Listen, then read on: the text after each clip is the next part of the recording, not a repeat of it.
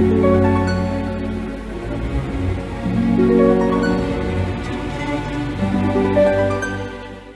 Leo, saya dengan Madam Aza. Kita bacakan sekarang kartu tarotnya. Yang pertama adalah untuk karir Leo.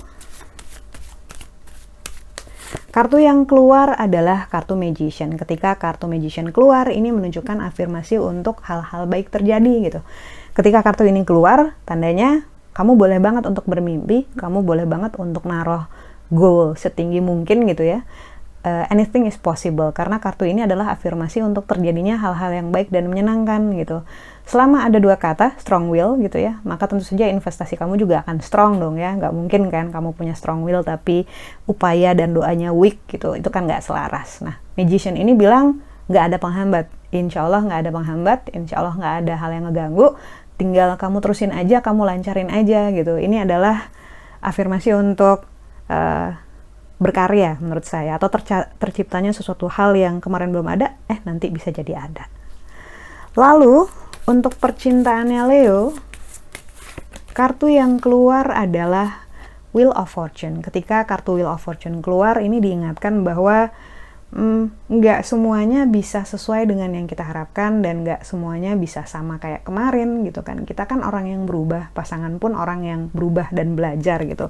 Ini gimana caranya kita jadi pasangan yang saling memegang tangan sambil jalan ke satu tempat yang bareng gitu ya, karena emang tujuannya sama, tapi bukan yang saling mengikat dengan rantai, karena kan rasanya berat ya gitu ya. Dan nggak juga harus jalan di rel yang sama, karena nanti jadi nggak punya hidup masing-masing gitu.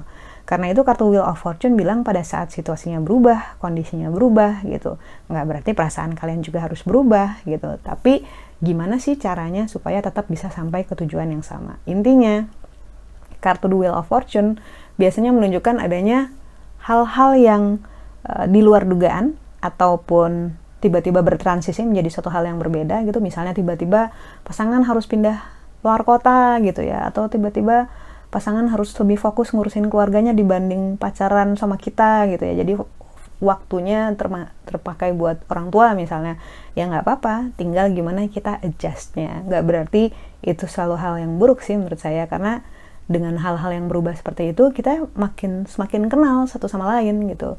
Ibaratnya latihan.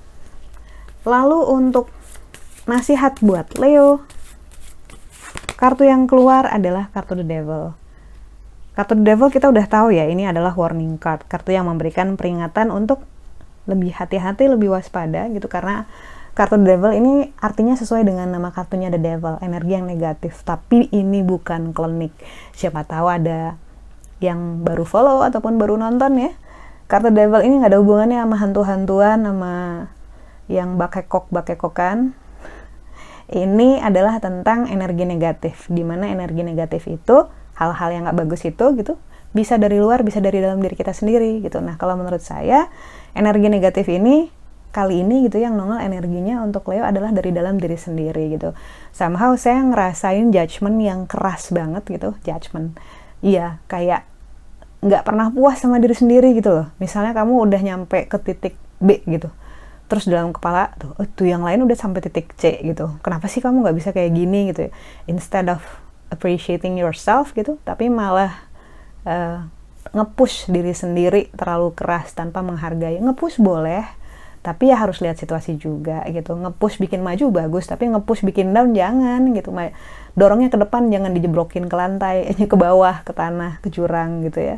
So, kartu The Devil ini adalah mengajarkan kita gimana caranya bisa lebih baik ke diri sendiri. Jangan jadi devil buat diri kita sendiri gitu ya, be an angel, be a cheerleader, anything gitu. Tapi ketika dunia mungkin sedang nggak ramah buat kita dan juga banyak orang karena sedang pandemi gitu ya, kita bisa jadi orang yang paling ramah, paling baik, paling sabar, paling sayang sama diri kita sendiri dan orang-orang di sekeliling kita gitu. Kita nggak harus ikut-ikutan nggak ramah gitu, kita nggak harus ikut-ikutan gelap gitu. Kalau kita sibuk cari cahaya, gimana kalau kita yang jadi cahaya buat diri kita sendiri dan juga orang lain. Sekian bacaannya, semoga bermanfaat. Kita doakan yang terbaik saja untukmu, semoga sehat selalu, panjang umur, kaya raya, bahagia, berkelimpahan, segala hal yang baik dari Tuhan Yang Maha Esa.